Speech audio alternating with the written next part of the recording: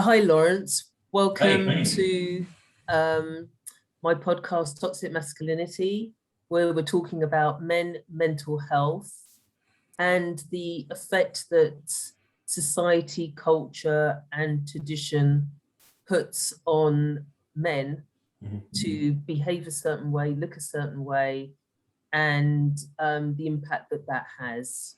So, thank you very much. It's wonderful to have you on. No, that's my pleasure. Would you like to introduce yourself?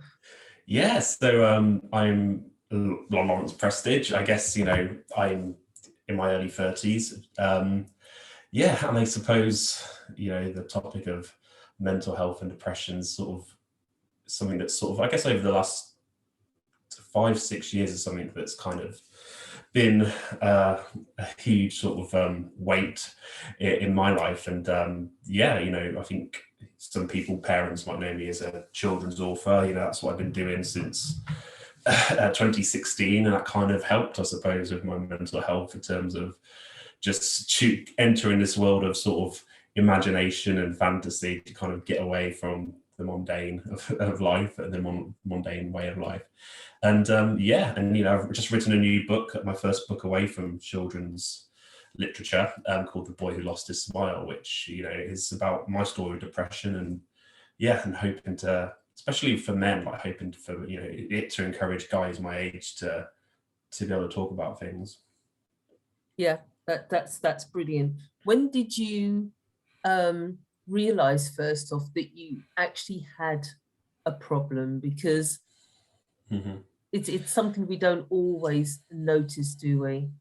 Yeah, I think that's very true. I think it's something that you can never sort of point a finger at and say, well, this is when it started. Mm, There was a realization when I had depression, and then there was a realization when I realized that I had a problem with alcohol fueling my depression.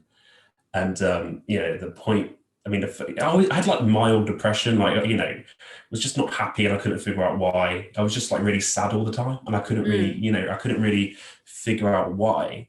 And that was going on for months, just months and months, whilst I was working, and didn't really think of it, didn't sort of label it depression or anything in particular. I just knew that I was feeling a bit crap. mm-hmm. And then, there was this one, and just suddenly, like, just sort of really escalated into this really scary moment when, I talk about this in my book. I woke up in somebody else's bed in 2014, and I just said, "Yeah, I think I don't want to live anymore." It was just, and it was, it's quite funny because even my sort of self-consciousness even went, "Whoa, did you really just say that? You have quite a good life as it is. You've got friends and family that love you and things like that, and you sort of having this wrestle with your conscience, but you're like, yeah, but I'm tired of feeling like this now, and and so what are you going to do? Like, what were you planning to do? And it turns out into this kind of conversation I was having in someone else's bed. It was like, well, who's that in the bed there? I don't know. Okay, well, don't talk about this with her, because it was just after a night out, you were drinking till the early hours this morning. Is there a chance that this might be affecting your way of thinking right now? Maybe. Okay, so that's something that you think about. But that was the realization that I had a serious problem. It was something that was mild for a while, and suddenly, just out of nowhere, it just was this big, overwhelming feeling that I didn't feel like I could handle anymore. Mm. And I What think, happened? sorry. Sorry. No, I was just going to say, and I think with alcohol, it took this sort of back and forth situation with alcohol where you sort of realize that you're having this problem with alcohol because you're fueling the depression. I was never, people might be listening to this that know me and think he was never like a drunk. He was never sort of making a fool out of himself. And no, I wasn't. I never acted like I was drunk. I drink heavily. I'm kind of known as the heavyweight probably between me and my friends. I can drink quite a lot. Would go home, but then the after effect that alcohol would have on me the next few days, not even necessarily the Sunday, but the Monday, Tuesday, Wednesday, after a Saturday night out, was horrific. I was in absolute despair for those few days, kept it complete to myself. But yeah, the come down for the short-term happiness, the short-term buzz on a Saturday night, yeah, it'd be fun Lawrence, sociable Lawrence, going out Saturday night, having fun. But yeah, the Monday, Tuesday, and Wednesday, they were the darkest days, and not realizing that alcohol was really just fueling a depression. And I remember the problem I had, the realization that I had a problem with alcohol was, I remember drinking in London, Soho, about midday noon in London, and yeah, and then I was in London, and then I remember having this come down on Sunday afternoon. Why am I in Belfast? And just like, yeah, and I was just like, well, how did it get to this point? So yeah, that was a kind of scary realization. I was using alcohol to sort of have fun, and yeah, so there was two different sort of realization moments. Yeah. So that's quite a stark contrast, isn't it? Sort of like drinking for, to be sociable, and then getting that high, and then suddenly not really being conscious of what you just did in the last 24 or 48 hours, and then the severe come down as well. So what did you do when you made that realization? Did you reach out to someone close to you, or? No, not at first, and I probably did a lot more damage to myself by not doing that. I wish I could have got asked for help. I wish I was strong enough and brave enough to ask for help sooner. But you kind of have this macho head on you that thinks you're not allowed to say those things. You're not allowed to ask for help as a man. You're not allowed to say you're struggling as a man. You're not allowed to sort of share how you're feeling as a guy. And it probably did more damage, or it did do more damage for maybe a year, because I just kept this thing to myself for a year, other than, my doctor, who had an amazing GP, and I had a close friend called Anton that was very supportive, sort of good, bad, or ugly. He's a very good friend.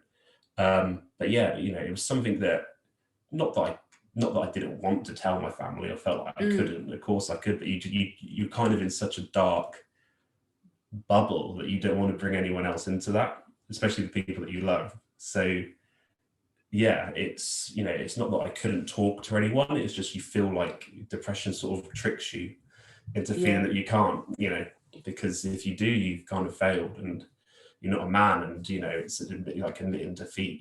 I for years I had this, I didn't know when, I had accepted that one day I was going to die from suicide. I didn't know when it would be, whether it would be 7 days, whether it would be 7 years, whether it would be when I was 60. I just felt that one day I would lose the fight with depression, because I just felt it was never going to get better. It was just something that I would try and get through each day, each week. When it was a really rough month with it, I'd be like, okay, I've got through that, so now I can get through this kind of severity of it. And it might get better, and it might get worse again. But yeah, so like I remember for like 2 or 3 years, I had accepted that one day I would die from suicide. I had no idea when it would be. It could have been the next, like I said, it could have been the next day. It could have been whenever. But I had made peace almost with the fact that I felt like one day I was going to die from suicide. Wow. That's quite strong, isn't it? That overwhelming sense of hopelessness that was just weaving its way through your life, to your resignation of, oh well, I'm gonna kill myself at some point. And that's a huge burden, isn't it, to be carrying around with you?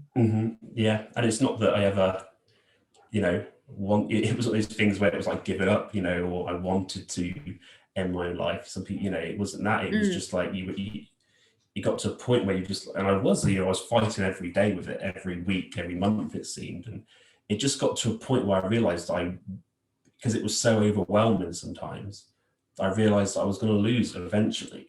I was like, I can go to the gym, I can, talk to friends, and I'll try and beat it. There's going to be a point in time where I can't do that stuff anymore. And one day I will lose this battle. And that's, it was scary to contemplate at first, but as it got as I was dealing with it longer, I just accepted that it was inevitable one day that I was just going to lose the battle. So what changed for you? I think, like I said, I've got an amazing GP.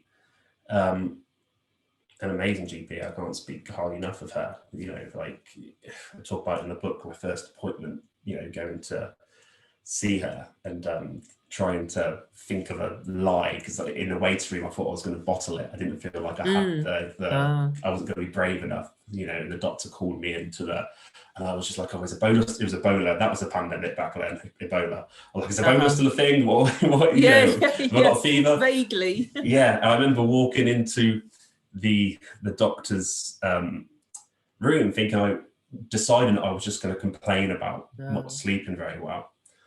But then it was almost like a hiccup. I just sort of said, I haven't been feeling great lately. And then once I'd got that first sentence out, it just all poured out. And I was, like, I'm not really a crier, but it was just like this dam had broken, like the weight had been, just sharing it. It was just like that heavy load was free. And, she was amazing. And, she said that she was going to help me and, it was going to be okay. And she was going to help me. And she was great, there's lots of back and forth moments. There were times where, I'd be on medication or whatever it was and getting help by seeing her regularly. And after sort of 3 months of that, I was like, yeah, I'm okay now. I can drink again. Oh, yeah. Then you're kind of a month later, like a little dog with your tail between your legs, going back to the doctor. It's not so good again. Have you been drinking? Maybe. It was kind of a bit back and forth like that for a while. But that was the first kind of step was deciding to see the GP, and it was actually Robin Williams' death in the summer of 2014, who was a massive influence in my life, who he was the reason why I decided to go see the doctor, the news of his suicide, because only about a week or two before his suicide, it was that was the realization I was in someone else's bed and had this first fleeting moment of suicide. So 2 weeks later was the death of Robin Williams, and because he was, I guess, my hero in a lot of sense, in terms of creativity, he was the reason why I made the appointment to get help. And from that, did you then open up to your family or friends? Like I said, there was one friend, a friend Anton, that I was able to sort of talk to about and know that I wasn't going to be judged. It's a lot harder, I think, to tell lots of different friends. I was working at a school at the time, and my doctor wanted me to tell my school so I could have a bit of time off. I had a bad experience with the school I was at. I spoke to I remember we talked before, didn't we? I told the HR lady, who was brilliant. The school HR lady was great. She was obviously, I'm going to have to put the head teacher in the know. Okay, great. You could tell the head teacher, whoever you need to tell, but we'll keep it private. But I just going back, it was just like everyone knew that I had, that I was struggling with depression, and the whole dynamic changed to the point where I had to quit my job, because everyone looked at me different. It was like I wasn't capable of doing things, or and things like that would have to be kept an eye on all the time, on surveillance, because Lawrence is depression, which means he's weak or whatever. And it's like, so it got to the point where I didn't want to, because school, again, teaching and helping kids and teaching drama and helping sort of the vulnerable kids with behavior problems, that was my escapism, my sort of day-to-day 9 to 5 forget about things. But it almost got to the point where they didn't want me to do those things anymore, because they thought, is he capable of watching that kid, because mentally he's not great at the minute. It got to a point where I had to quit my job, which was sad, and that kind of put me off again for like another year of feeling like I could I could ever be open with it, because it just it just changed everything. You know, I always remember being in a bar with my ex-girlfriend. You know, we're still friends now. But yeah, you know, one of the people that I used to work with, I went to the toilet and, you know, and this ex-colleague went over to my girlfriend at the time and he was like, just so you know, like, he has depression, you know, just so you know. It's like, came back, like, you fucking kidding me? Like, what? He said, what? Yeah. And she's just like, yeah, like, and I was just baffled, like, As you to know, why they yeah, would as to want to what, tell your yeah, girlfriend that. one as to why, that, you know, why it's the need to tell the girlfriend that, and secondly, the fact that my girlfriend at the time would have known if I was struggling, if I had someone that close to me, you know, like, it was just baffling that, you know, I like to think that we've come a long way since then in terms of stigma and stuff, but I think it still is, although it's better, I think that it still is, you know, I think it still is out there for some people. Yeah, I think there are a lot of people, I don't want to generalize, but there are a lot of people that feel uncomfortable around someone who has been, you know, been classified as depressed or even had a suicide attempt. Yeah. And they'd rather then avoid the person because they don't know how to speak to them anymore. Mm-hmm. Yeah, you know, they're scared, aren't they, of asking, so how are you, Lawrence? How was your day? And then it all unraveling. They kind of, you're going to go, oh, thanks for asking. You know, they kind of feel like you can't just ask a generalized question and how you might take it. But yeah, no, it's difficult, like, to have that balance of, you know, where you draw the line of someone and what can you and can't you say, but it's just like, you know, depression and sadness are two very different things. I think that's what people struggle with the most. For someone that's experienced both, I was guilty probably of before, feeling that people that were depressed were just like, oh, I can't cope with sadness, whatever. Yeah, okay. And then you experience it, you're like, wow, this is just like a completely different feeling. It's not even like a feeling, I wouldn't even describe a feeling as sad. It's almost like I'd like to feel sad because it would be kind of some kind of emotion that I was feeling. You know, it's just nothing. It's just this incredible low. Yeah, you feel like it's like a zombie. You know, you feel like, I mean, I think that's why people can kill themselves, because they feel dead. You know, you feel like you feel like you're dead anyway. Inside, yeah, absolutely. Yeah, and it's and I think that's the line. It's hard to sort of define, because I think it's one of these feelings that unless you have depression, you can't really fully understand it. Yeah, no, I agree. So how did you find the strength to carry on and not end your life? Yeah, no, I don't want this to become like a thing about faith or religion, because everyone's belief and stuff is, you know, separate to what they believe. But, you know, I have faith as a Christian.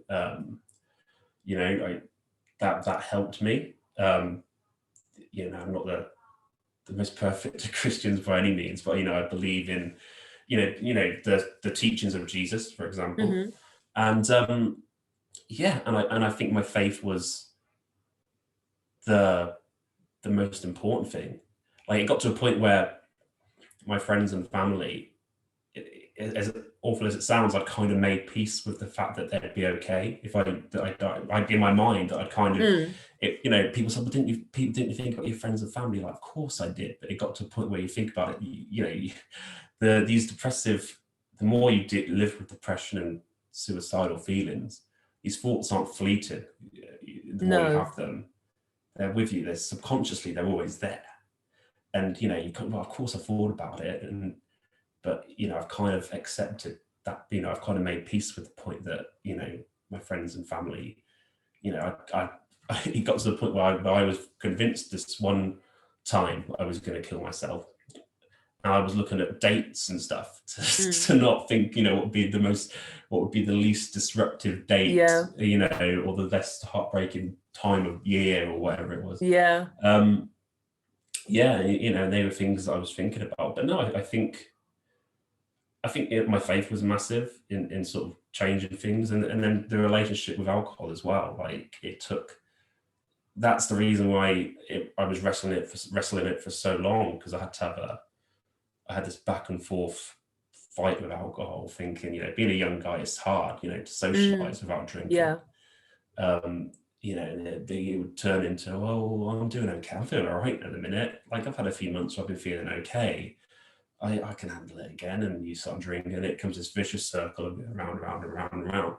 And I had a couple of years completely, well, get lockdown helped, it turned into a couple of years of just being completely sober. I'd be out with friends, and when it'd be my round to get a drink, I'd say, can you 7 Disaronno and Cokes, but 1 just normal Coke, but can you pretend it's a Disaronno?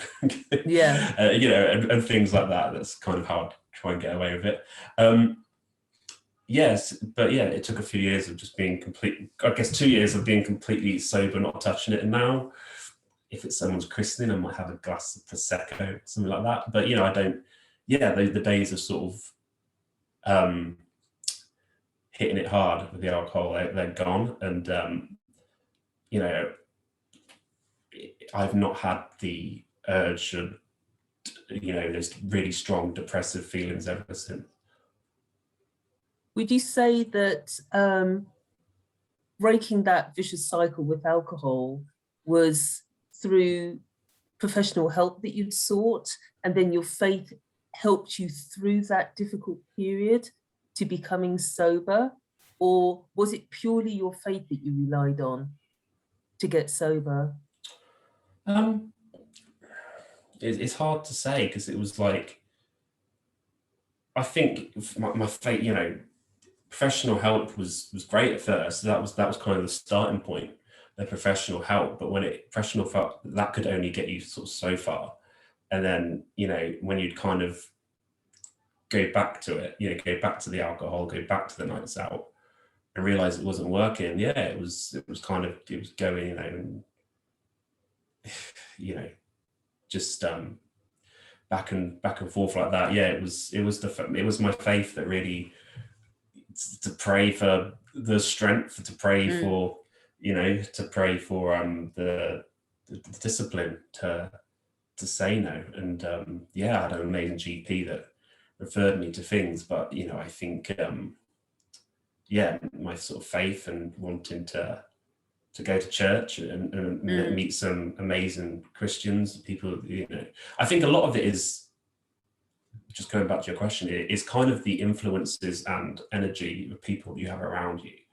There's people that I thought, I realized through this journey who my real friends are and who my bad influence friends are. There's people that I thought were my friends that really aren't, they just aren't.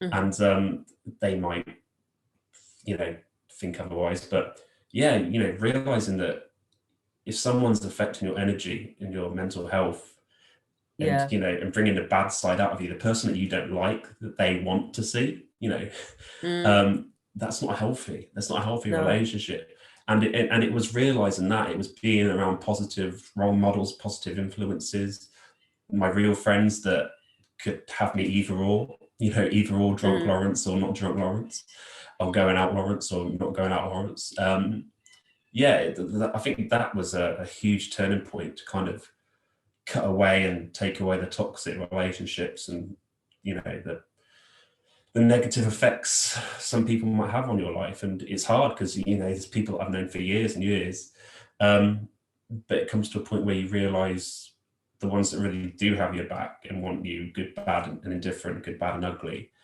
and and they're the real friends. Not don't kind of want to.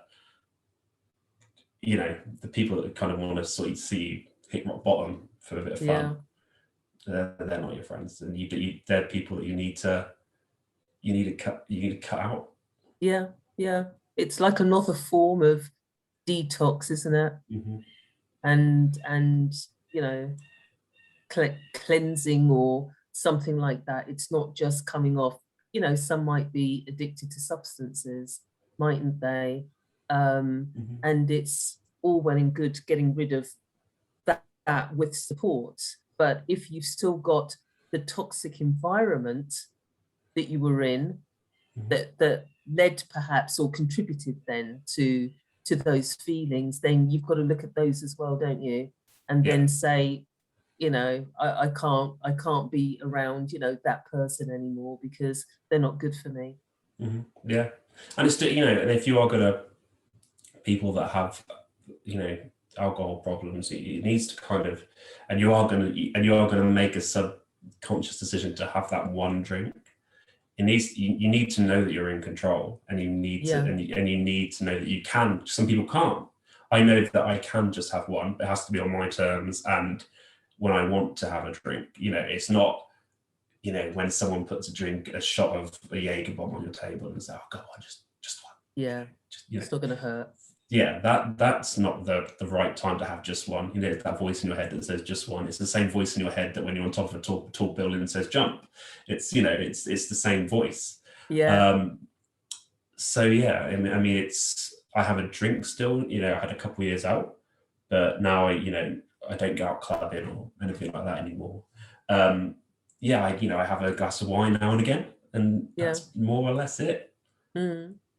How therapeutic did you find writing the book?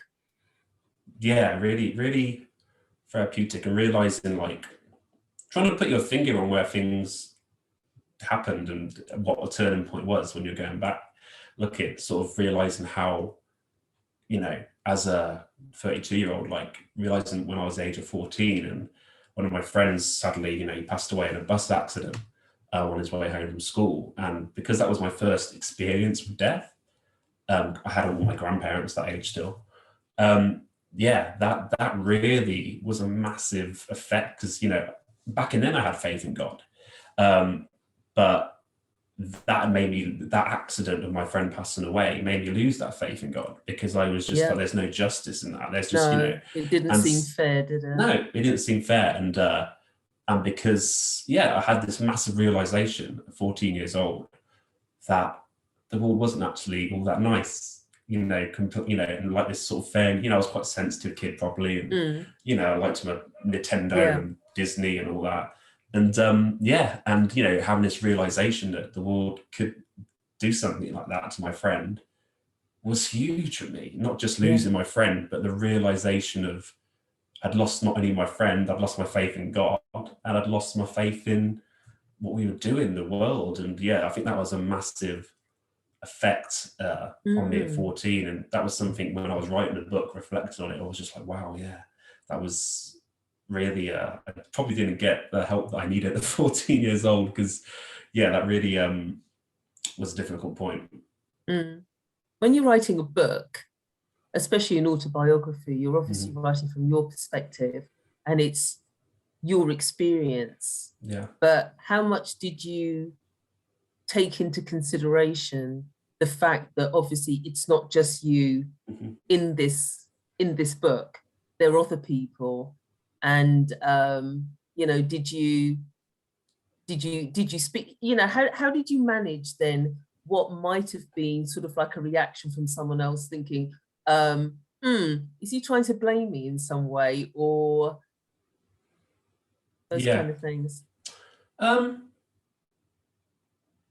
think you just write your truth, and you just write how you feel. Like, I don't think I necessarily point the finger at anyone. I had a wonderful childhood. I was raised by amazing parents and loving grandparents and family. But you know, there were people, bad influences in my life, and you know, you hope that whoever those people are now, or where they are now, and that they've moved on and got help as well. But you know, there's probably people that could write bad stuff about me, you know, and that's you know, that's fair enough.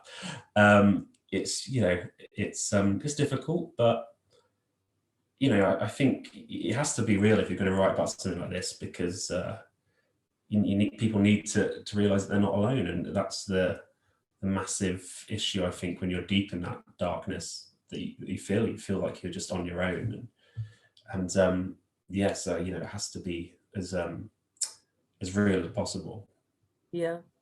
Well, when you talk about being alone, 1 in 6 men suffer from a diagnosable mental health condition. So OCD is one of them. depression, obviously, and Yeah. suicidal thoughts and panic attacks, anxiety.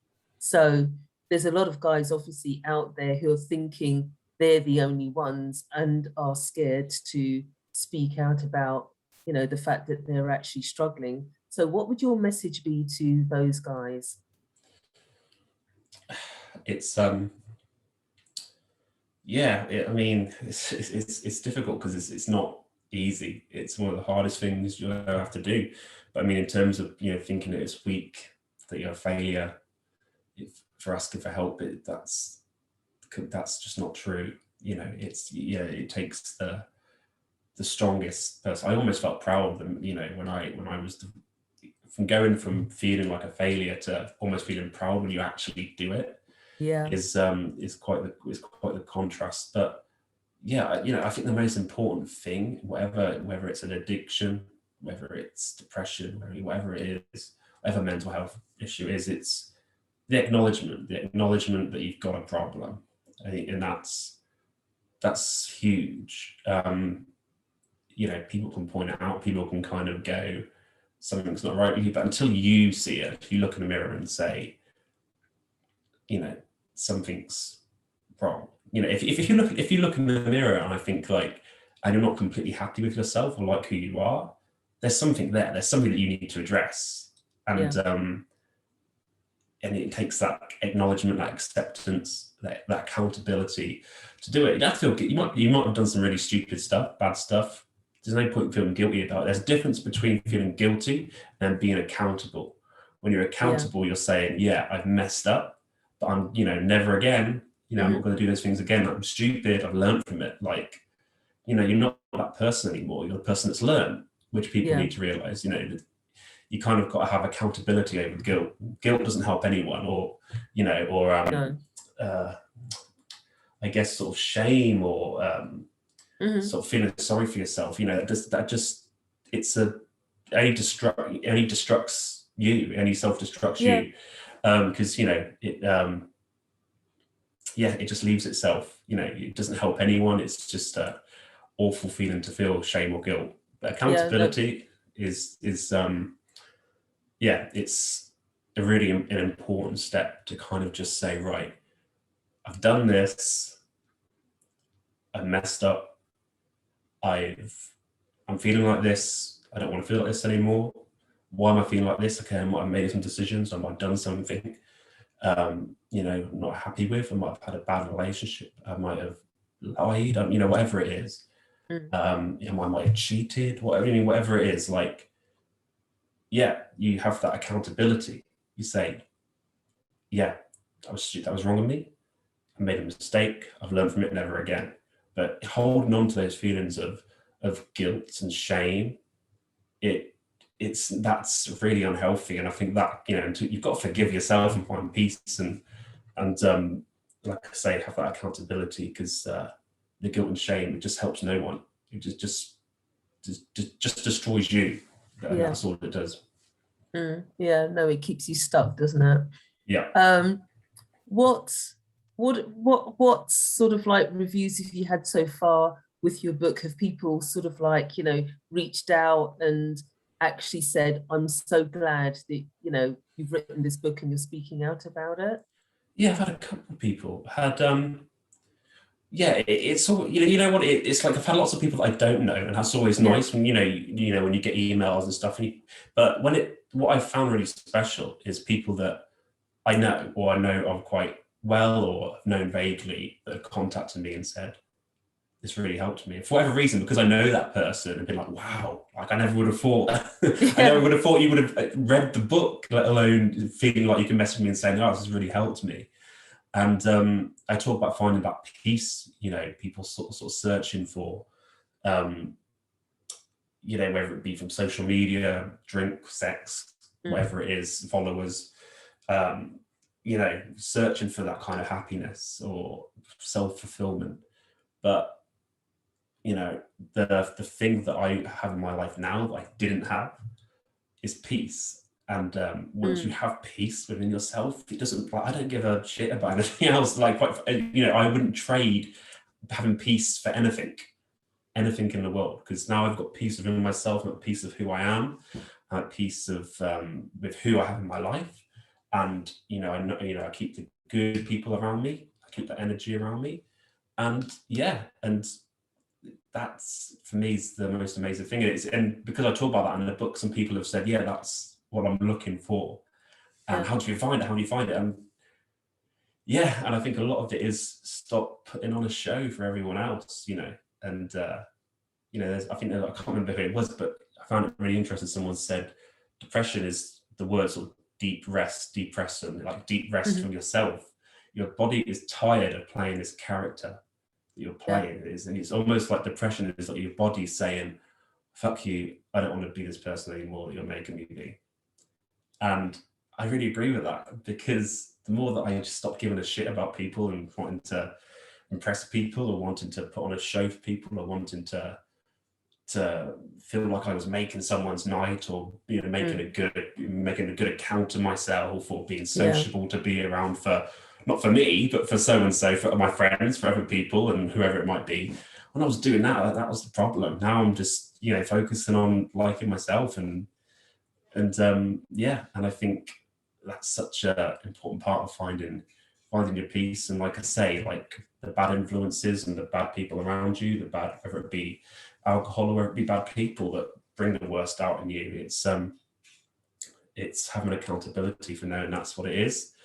And then it's on you what you're going to do about it, but you've got to have the realization of what it is. So you've written this book, so and you're putting your message out there. So what's next for Lawrence? What's the natural next step after this now for you? Like I say, like it was never sort of on my list to write a book about the self-help book about depression. I was always, in terms of just writing for children's, it's been my thing, and I'll continue to do that. I mean, we'll see. Like definitely more children's book work, and I'm sort of hoping to get back in acting and things like that. But I've had even doing like lots of requests to do talks and stuff about mental health therapy at schools and things like that. And I do want to be able to do that, but because I've not done that before, it's something that I've got to kind of think about for a while. Because even talking about this depression and stuff, it's exhausting. Like it does, going back into that place and knowing how those feelings sort of took over. It's exhausting to do. So to kind of commit that I'm going to go talk to these sixth form kids in Manchester for a whole week or whatever it is. Like it's something that and you sort of think, yes, absolutely. But the more you think about it, it's like, I know that it's exhausting to talk about, and it's going back to that, putting yourself first, putting yourself, keeping yourself healthy. I can't be good to anyone if I'm not healthy, and I don't want to get sick again. So it's something that I'm thinking about to do. So that's something potentially in the future, but it's got to be right for everyone. And something that I would like to do. It's finding that balance, isn't it? And so there's a lot of in the culture with men about socializing and the drinking, isn't there? And then as we spoke, it's not cool to show vulnerability and ask for help, and we're seeing the impact of that, because amongst men the leading cause of death is suicide, and it's actually the number one cause of death in men aged between 40 and 50. So what do we need to change in society then to allow men to show their vulnerability and open up and ask for help, and not to think that they have to be strong and macho in order to be acceptable?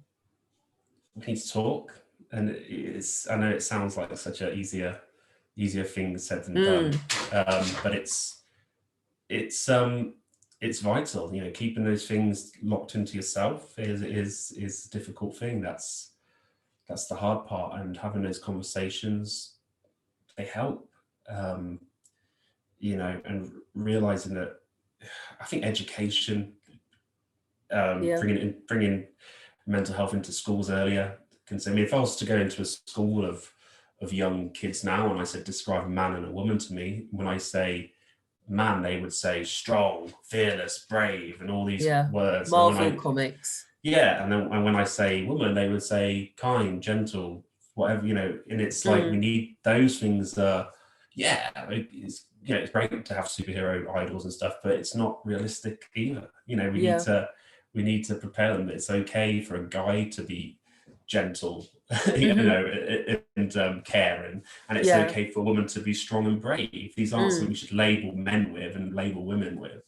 And I think education at early age with mental health is important, and encouraging people to talk about, like, pastorally with kids at secondary schools. I think that it's huge. And I mean, like I say, you know, when people talk about the sort of the most macho guy in the world, I think most people think of The Rock.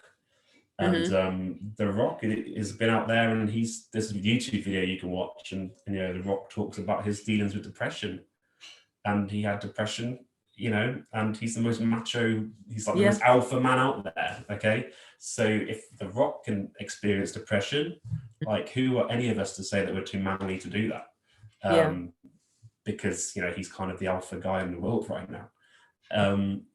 So yeah, you know, I think it's just really encouraging people that it's absolutely fine to talk, and it's brave. And, you know, from my point of view, having that, I hate to think, I know where I'd be if I wouldn't be here if I felt like I couldn't, if I had to keep it in, you know. I wouldn't be alive if, you know, I was keeping it in to myself, and not getting help.